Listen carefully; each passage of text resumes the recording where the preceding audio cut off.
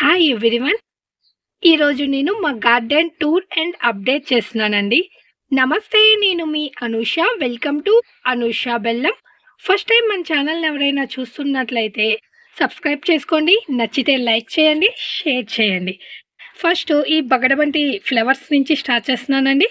ఈ ఫ్లవర్స్ ఇక్కడ టమోటా మొక్కలు ఆల్రెడీ ఫ్లవరింగ్ స్టేజ్లో ఉన్నాయి. ఇంకా ఇప్పుడు టమోటా మొక్కలు కానీ ఎవరైనా నారు పోసుకునే పని అయితే ఇదైతే ఈ టైం అయితే ప్రిఫరబుల్ కాదు. ఆల్రెడీ ఉన్న మొక్కలను అయితే మనము ప్రొటెక్ట్ చేసుకోగలము. కానీ ఇంకా ఎండలు ముదిరి నారు వేసుకున్నట్లయితే అవి ట్రాన్స్ప్లాంట్ చేస్తే అవి బతికే ఛాన్సెస్ చాలా తక్కువ.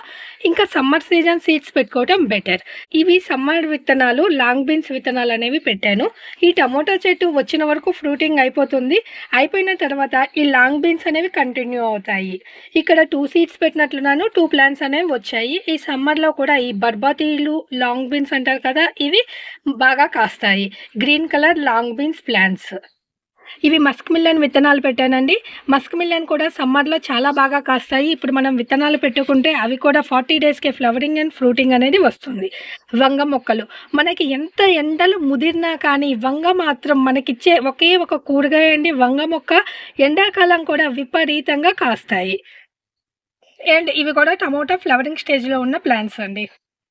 నెక్స్ట్ ఇక్కడ మా టమోటాలు చూస్తున్నట్లయితే చూడండి ఎంత ఎర్రగా ఉన్నాయో అసలుకి. ఇవి ఆర్గానిక్గా మన చేతులతో మన ఇంట్లో పండించుకున్న టమోటాలండి. ఎంత హ్యాపీగా ఉంటుందో అలా ఉంటాయి. ఈ చెట్టువి మ్యాక్సిమం అన్నీ ఎల్లోయిష్గా వచ్చేసేసాయండి. ఇక్కడ మీరు చూస్తున్నట్లయితే ఇవి గుత్తులు గుత్తులుగా కాసాయి టమోటాలు. ప్రతి ఒక్క ఫ్లవరు అనేది కాయగా మారింది. ఇలా మారాలి అంటే మనం అనేది వీటికి వాటర్ అనేది బాగా ఎక్కువ కాకూడదు, డౌను కాకూడదండి. ఫ్లవరింగ్ స్టేజ్లో ఎక్కువైనా కానీ ఫ్లవర్ డ్రాప్ అయిపోతుంది. ఓవర్ వాటర్ అయినా కానీ, అండర్ వాటర్ అయినా కానీ ఫ్లవర్ డ్రాప్ అయిపోతుంది. అవి రెండు లేనప్పుడు మాత్రమే ఇలా గుత్తులు గుత్తులుగా కాయలు నిలబడతాయి. ఈ కంటైనర్లో ఇవి క్లస్టర్డ్ బీన్స్ అండి. క్లస్టర్డ్ బీన్స్ కొంచెం గ్రో అవ్వడానికి టైం ఎక్కువ పడతాయి రిమైనింగ్ వెజిటేబుల్స్తో పోల్స్తే. ఒక్కసారి గ్రో అయితే మాత్రము ఇవి గుత్తులు గుత్తులుగా కాయలు వస్తాయండి. ఇవి సమ్మర్ సీజన్లో ఈ విత్తనాలు అనేవి మనం పెట్టుకోవచ్చు. It's preferable. బెండకాయలు కూడా అండి. ఆల్ సీజన్లో బెండకాయలు కాస్తాయి అంటారు కానీ బట్ ఎండాకాలం మాత్రం బెండకాయలు విపరీతంగా కాస్తాయి. కాకపోతే 10 నుంచి 15 చెట్లు అనేవి కంపల్సరీగా మనం పెట్టుకోవాలి. ఇక్కడ కూడా టమోటా చెట్టుకి అనేది ఫ్లవరింగ్ అండ్ ఫ్రూటింగ్ స్టేజ్లో ఉన్నాయి. ఈ కంటైనర్లో ఈ బెండ, ఈ క్లస్టర్ బీన్స్ అయిపోయే సమయానికి అనేది ఈ టమోటా క్రాప్ అయిపోతుంది. అట్లా మనము ప్రతి కంటైనర్ని కూడా మనము ఉపయోగించుకోవాలి. మీరు ఇక్కడ చూస్తున్నట్లయితే ఈ టమోటా ప్లాంట్ అనేది అన్హెల్దీగా ఉంది. నేను వేసిన ప్రతి మొక్కకి విపరీతంగా గుత్తులు గుత్తులు కాయలు రావండి. మేము కూడా మీలాగే గార్డెనర్స్వి. మాకు కూడా ఫెయిల్యూర్స్ అనేవి ఉంటాయి. నేను మొత్తం ఒకటే ప్లాంట్స్ అండి. ఇక్కడ మీరు చూస్తున్న ప్లాంట్స్ ప్లస్ ఈ ప్లాంట్ అన్నీ ఒకే విత్తనం నుంచి వచ్చిన మొక్కలు. కానీ ఇది మాత్రం ఏదో కీడొచ్చిందండి. ఫ్రూటింగ్ నిలబడింది కానీ కాయ లోపల పురుగు వచ్చింది. దానివల్ల ఈ ప్లాంట్ అనేది అన్హెల్దీగా అయిపోయింది. సరే నేను తీసేద్దాంలే అనుకుంటూ ఉన్నాను. అంతా ట్రిమ్ చేశాను. ట్రిమ్ చేస్తే ఏమన్నా బతుకుతుందిలే అని. కానీ ట్రిమ్ చేసినా కానీ ఉన్న కాయలు కూడా బాగా డ్రైగా అయిపోయినాయి. అంటే అసలుకి ఇవి కూడా నిలబడవు అని ఇంకా ఈ ప్లాంట్ తీసేయాలి అని. ఇక్కడ పాలకూర, టమోటా అండ్ మస్క్ మిల్లన్ అండ్ గుమ్మడికాయ చెట్లు వచ్చాయండి. ఇవి వాలంటరీగా గుమ్మడికాయ వచ్చింది. బట్ ఈ కంటైనర్లో గుమ్మడికాయ వచ్చినా కానీ కాయ అనేది నిలబడుతుందండి. నేనైతే ఈ కంటైనర్ని గుమ్మడికాయ చెట్టుకి వదిలేస్తున్నాను. ఈ టమోటాలు ఫ్లవరింగ్ అండ్ ఫ్రూటింగ్ అయిపోయే సమయానికి ఈ గుమ్మడికాయలు అనేవి వైన్ వచ్చి ఫ్లవరింగ్ ఫ్రూటింగ్ వస్తుంది. ఇట్లా మనం ప్రతి కంటైనర్ని మనం యూజ్ చేసుకోవాలి.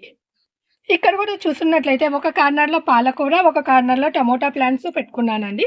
యాక్చువల్లీ నేను ఇక్కడ మిర్చి ప్లాంట్ పెట్టాను. బట్ చూడాలి, మిర్చి అయితే వస్తుంది కానీ ఇంకా ఎండలు ముదిరితే క్యాప్సికమ్ అయితే పూత నిలబడదండి. నేను మ్యాక్సిమం పాలకూర రీగ్రో మెథడ్లోనే చేస్తానండి. ఇప్పుడు కూడా ఇది కూడా రీగ్రో మెథడ్ ద్వారా పెట్టినదే. 1 వీకే హార్వెస్ట్కి వచ్చేస్తుంది ఈ రీగ్రో మెథడ్ అనేది. ప్రతి ఒక్కళ్ళు ఈ రీగ్రో మెథడ్ అనేది ట్రై చేయండి. దీనికేం మీరు సపరేట్ కంటైనర్ పెట్టుకోవద్దు. ప్రతి ఒక్క కంటైనర్లో ఒక్కొక్క పాలకూర చెట్టు పెట్టుకోండి చాలు. అలా 3-4 చెట్లు పెట్టుకున్నా మనకి ఒక వీక్లీ వన్స్ ఒక కూరకి వస్తుంది.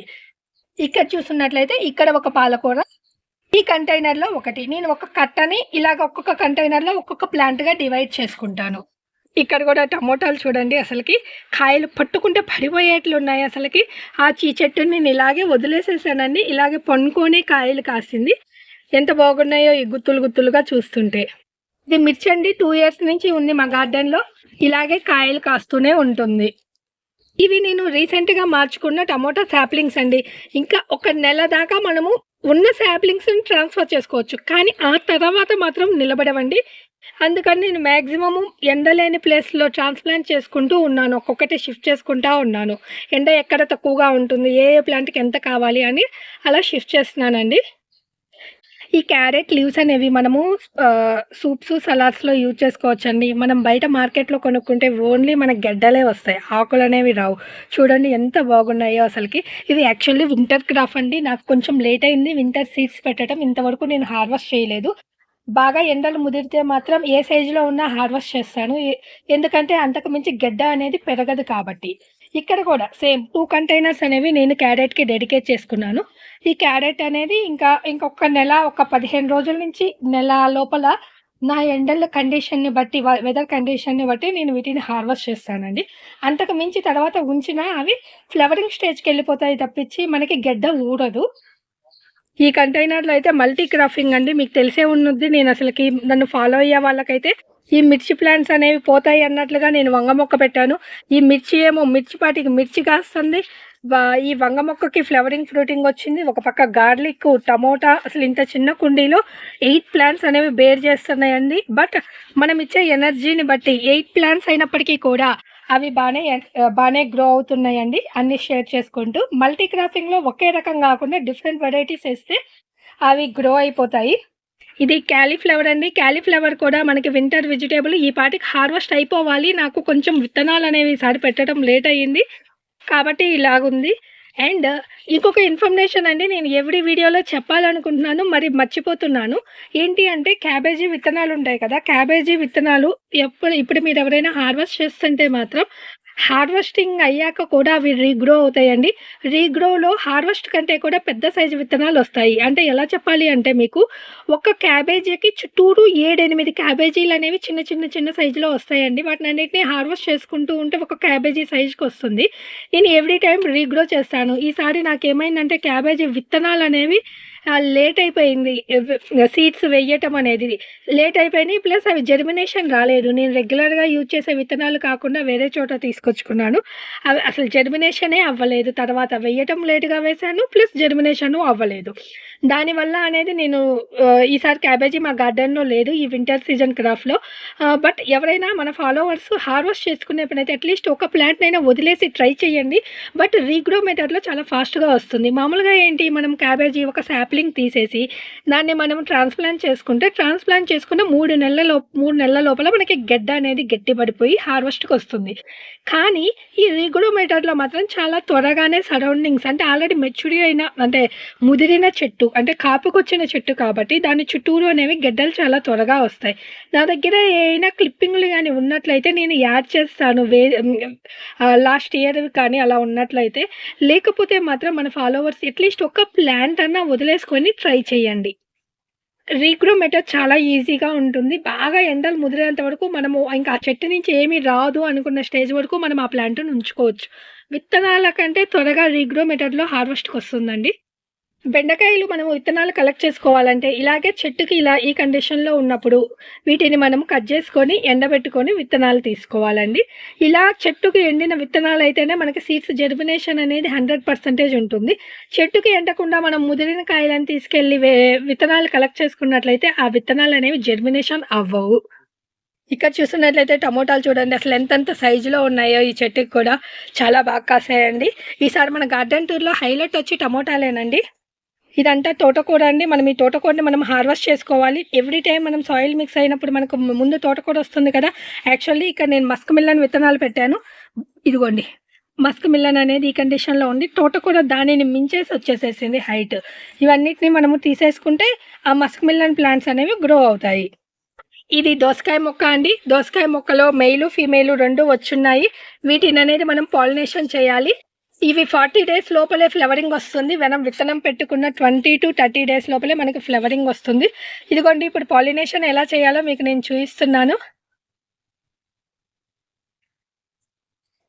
ఈ కాయ ఉన్న ఫ్లవర్ వచ్చేసేసేసి ఫీమేలు. ఇలా కాయ లేకుండా ఉన్న ఫ్లవర్స్‌ని మెయిల్ ఫ్లవర్స్ అంటాము. మెయిల్ ఫ్లవర్స్‌ని ఫీమేల్ ఫ్లవర్‌తో పాలినేషన్ అయితేనే మనకి పిందెగా మారుతుంది. సమ్మర్ సీజన్‌లో మస్క్ మిలన్లు, దోసకాయలు, కీర దోసకాయలు అన్నీ ట్రై చేయండి. ఇవి మాత్రం విపరీతంగా కాస్తాయి. మీకు సింపుల్ ఎగ్జాంపుల్‌గా చెప్పాలి అంటే మనం సమ్మర్ సీజన్‌లో ఏం తింటాము? వాటర్ మిలన్స్, మస్క్ మిలన్స్, ఇంకా ఏయైనా చలవ చేసేయి తింటాము. బీరకాయలు అలాంటివి తింటాము. దాన్ని బట్టి మన గార్డెన్‌లో కూడా వాటిని 3 నెలల ముందు మనం విత్తనాలు పెట్టుకుంటే, అప్పుడు మనకి ఎండలు ముదిరేటప్పటికి మనకి అవి హార్వెస్ట్‌కొస్తాయి.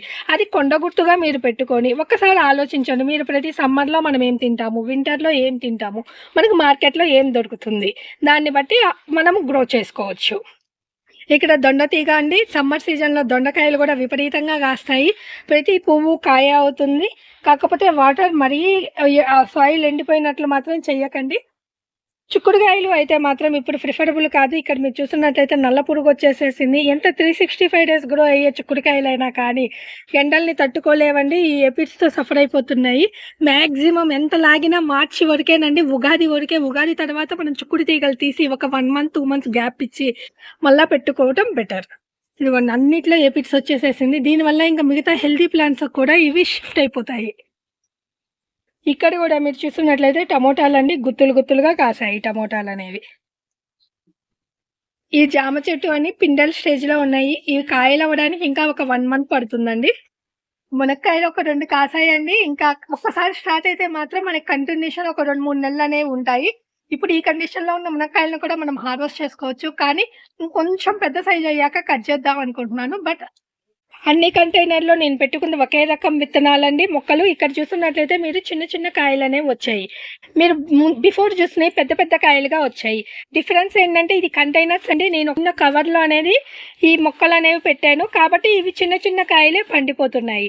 మనకి కంటైనర్ సైజ్ కూడా మోస్ట్ ఇంపార్టెంట్ అండి. కాకపోతే మనం ప్రతి ఒక్కదానికి పెద్ద కుండీలు మనం ఎఫర్ట్ చేయలేము కాబట్టి అప్పుడప్పుడు మనం ఇలాగ ఒక 10 మొక్కల్లో 2 మొక్కలు చిన్న కుండీల్లో పెట్టుకున్నా నో ప్రాబ్లమ్ అండి. బ్యాలెన్స్ అవుతాయి. ఒక 4, 5 కాయలొచ్చినా సరిపోతుంది. కానీ మీరు పెట్టే 2 మొక్కలనే మీరు చిన్న కుండీల్లో పెడితే దాని నుంచి అనేది ఈల్డింగ్ అనేది రాదు. ఇవి పచ్చిమిరపకాయలండి. ఫుల్లుగా ఉన్నాయి పచ్చిమిరపకాయలు. లాస్ట్ 2, 3 ఇయర్స్ నుంచి అయితే నేను పచ్చిమిరపకాయలైతే కొనట్లేదు. మా గార్డెన్‌లోయే సరిపోతున్నాయి. ఇక్కడ ఈ పచ్చిమిరపకాయల చెట్టు చూస్తున్నట్లయితే ఆకులన్నీ రాలిపోయినాయి. మీరు అనుకోవచ్చు ఇలా ఆకులన్నీ రాలిపోయాక ఈ మొక్క అన్‌హెల్తీగా ఉంది. ఇది తీసేయాలేమోనని. నో అండి. ఒకేసారే చెట్టు అనేది కాపు మొత్తం వస్తుంది. ఆ కాపు అయిపోయిన వెంటనే ఆకులు రాలి మళ్ళా ఫ్రెష్ గుడ్లు పెట్టుకొని వస్తుంది. మీరు ఇలా ఉన్నప్పుడు ఈ ప్లాంట్ అన్‌హెల్తీగా ఉంది అనుకోవద్దు. చూడండి ఆకులన్నీ రాలిపోతున్నాయి. మళ్ళా ఫ్రెష్‌యి వస్తున్నాయి. ఫ్రెష్‌యి వచ్చి మళ్ళా ఫ్లవరింగ్ అండ్ ఫ్రూటింగ్ కూడా చాలా ఫాస్ట్‌గా వస్తుందండి. ఇది మిర్చిలో చాలా మందికి తెలీదు. ఇలా ప్లాంట్ అయిపోయిందని చెప్పేసి తీసేస్తుంటారు. కానీ తీసేయకండి. నెక్స్ట్ వచ్చేయి బాగా హెల్తీగా చాలా ఫాస్ట్‌గా అంటే ఫ్రెష్ ప్లాంట్ కంటే కూడా ఫాస్ట్‌గా వస్తాయి. ఇక్కడ మీరు చూస్తున్నట్లయితే ఈ మ్యారీగోల్డ్, ఫ్రెంచ్ మ్యారీగోల్డ్ మన కరబ్బంటి చెట్టు అనేది మనకి కాపయిపోయింది. ఇంక ఈ చెట్టు అయిపోయింది. ఈ చెట్టు తీసేయాలి. తీసేసే సమయానికి మనం కూరగాయల్లాగానే ఈ ఫ్లవర్ ప్లాంట్స్‌ని కూడా మనం కంటిన్యూషన్‌గా గ్రో చేసుకోవాలంటే ఇక్కడ ఒక మ్యారీగోల్డ్ ప్లాంట్ అనేది ఫ్లవరింగ్ స్టేజ్‌కొచ్చింది. ఇలా ప్లాన్ చేసుకుంటే మన గార్డెన్‌లో అనేది కంటిన్యూషన్ అనేది ఫ్లవర్స్ అనేవి ఉంటాయి. కూరగాయలను మనం ఎలా ప్లాన్ చేసుకుంటున్నామో అలాగే మనము ఫ్లవర్ ప్లాంట్స్‌ని కూడా మనం ఇలాగే ప్లాన్ చేసుకోవాలి. ప్లస్ మనకి పర్మనెంట్‌గా గులాబీ మొక్కలు అలా పెంచుకోలేని వాళ్ళు ఇలాగా మ్యారీగోల్డ్, బగడబంతి మొక్కలు అవి నారు ద్వారానే కదా! ఒక్కసారి ఒక పువ్వుని చల్లాము అంటే మనకు విత్తనాలు వచ్చేసేస్తాయి. దాన్ని బట్టి మనము ఎవ్రీ టైమ్ మనము గ్రో చేసుకోవచ్చు. మినిమమ్ నేనైతే మా గార్డెన్ మొత్తం కాదు గానీ ఎప్పుడూ నాకు 3-4 ప్లాంట్స్ అనేవి ఫ్లవర్ ప్లాంట్స్‌ని నారు మొక్కల్ని ప్రిఫర్ చేస్తానండి. అవనుకో చిన్న చిన్న కవర్‌లో. ఇప్పుడు ఈ కవర్ అయితే 2 కేజీస్ కెపాసిటీ ఉంటుంది. ఆల్మోస్ట్ నేను 6 మంత్స్ నుంచి ఇవి హార్వెస్ట్ చేస్తున్నాను. మీరు చూస్తున్నట్లయితే మాక్సిమం ఎవ్రీ హార్వెస్ట్‌లో కూడా ఈ ఫ్లవర్స్ అనేవి ఉంటాయి. అలా ప్లాన్ చేసుకుంటా. ఇది అయిపోయే సమయానికి నాకు ఇక్కడ ఉండే ఫ్లవర్ ప్లాంట్ అనేది మనకి ఫ్లవరింగ్ అనేది స్టార్ట్ అయిపోతుంది. ఇక్కడ లాంగ్ బీన్స్ అండి. లాంగ్ బీన్స్, దోసకాయ ఇక్కడ కూడా చూడండి టమోటాలు. అయితే ఇది 12x12 గ్రో బ్యాగ్‌లో ఒకటే మొక్క వేసానండి. దానివల్ల అసలు విపరీతంగా కాయలు కాసాయి. ఈ కాయలు అసలు బరువు కూడా ఆగట్లేదు. నేను తాడు కట్టేసినా ఇది వంగిపోతా ఉన్నాయి. అండ్ మా పుదీనా వచ్చేసి ఎండలో ఉండిందండి. 2 రోజుల క్రితము తీసుకొచ్చి నేను నీటిలో పెట్టాను. ఎండలో పెట్టడం మూలాన ఇది అసలు ఎండిపోయి ఆకులన్నీ రాలిపోయినాయి. ఎంత హెల్తీగా ఉన్న ప్లాంట్ చాలా అన్‌హెల్తీగా అయిపోయింది. నేను మళ్ళా దీన్ని నీటిలో పెట్టంగానే 2 డేస్‌కి మళ్ళా సెట్ అయిపోయింది. మనం ఈ ఆకులన్నీ మనం ట్రిమ్ చేసుకున్నామంటే యెల్లో కలర్‌గా వచ్చాయి కదా! మళ్ళా గ్రీనరీగా వస్తాయి. పుదీనాని మాత్రం ఈ ఎండల్లో మాత్రం ఎండలో పెట్టకండండి. నీళ్ళలోనే పెట్టండి. మీరు ఇంకా ఎవరైనా ఏమన్నా నాట్లు వేసుకోకపోతే ఇప్పుడే వేసుకోండండి. ఇది ఫిబ్రవరి నెలలో. మార్చి, ఏప్రిల్‌కి వచ్చేసరికి విత్తనాలు ట్రాన్స్‌ప్లాంట్ చేసుకొని ఎండలు ముదిరే సమయానికి ట్రాన్స్‌ప్లాంట్ అనేది అయిపోతుంది. ఇదిగోండి ఇక్కడ మీరు చూస్తున్నట్లయితే డ్రాగన్ ఫ్రూట్ ఉంది కదా! నేను ఎవ్రీ టైమ్ నేను విత్తనాల ద్వారా గ్రో చేసింది. ఒక ప్లాంట్ అనేది నేను ట్రాన్స్‌ప్లాంట్ చేశానండి. ఈ ట్యాంక్‌లో ట్రాన్స్‌ప్లాంట్ చేశాను. బట్ ఇది సెటిల్ అయ్యింది. బట్ గ్రోత్ అయితే ఏమీ లేదు. కనిపిస్తుందా మీకు? మీకెవరైనా స్టెమ్ దొరికితే స్టెమ్ ద్వారానే ప్రిఫర్ చేయండండి. ఇదైతే అంత ప్రిఫరబుల్ ప్రొసీజర్ కాదు. మన దగ్గర ఇంకా ఏమి ఆప్షన్ లేనప్పుడు మనం ఇంట్లో తెచ్చుకున్న డ్రాగన్ ఫ్రూట్ ద్వారా మనం ఇలా గ్రో చేసుకోవచ్చు. నేనైతే మాక్సిమం నారు మొక్కలన్నీ ట్రాన్స్‌ప్లాంట్ చేసుకున్నానండి. వంగ మొక్కలు 5, 6 మొక్కలున్నాయి. అంతకుమించి మిగతాయన్నీ ట్రాన్స్‌ప్లాంట్ అయిపోయింది. ఇంకా ఈ 2 మంత్స్ మాత్రం ఇంక అన్నీ డైరెక్ట్ సీడ్లింగియే పెట్టుకోవాల్సిందే. ఈ నారు మొక్కలు ఇంకా ట్రాన్స్‌ప్లాంట్ చేసినా గానీ ఇంకా వేస్ట్ అవుతుంది. ఇంకొక 10-15 డేస్ మాక్సిమం. ఈ నెల అయిపోయే లోపల, మార్చ్ అయిపోయే లోపల మొత్తం మనం ట్రాన్స్‌ప్లాంట్ అయిపోయి మన గార్డెన్ రెడీగా ఉండాలి సమ్మర్ క్రాఫ్ట్‌కి. లేకపోతే మాత్రం సమ్మర్‌కి మనకి వెజిటబుల్స్ అనేవి ఉండవు. నేను మాక్సిమము అన్నీ కవర్ చేశాననే అనుకుంటున్నాను. ఈ వీడియోలో ఏమైనా డౌట్‌లుంటే కామెంట్ రూపంలో అడగండండి. Thank you for watching. Wish you a happy gardening.